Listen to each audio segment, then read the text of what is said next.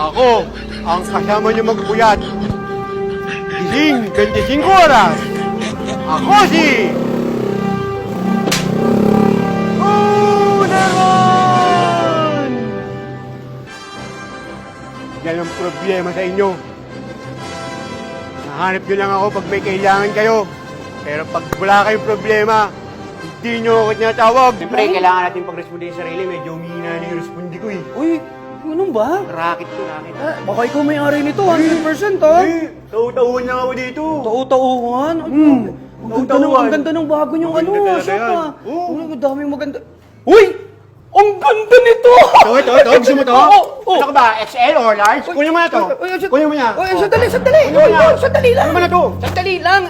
Hindi pa, kakatingin ko pa lang, hindi pa nga ako nakakalapit. Sabi, ang ganda lang, hindi pa. Maganda Sabi yan. ko, oo, maganda siya, pero hindi ko naman ibig sabihin, kukunin ko na Ano agad. ba size mo?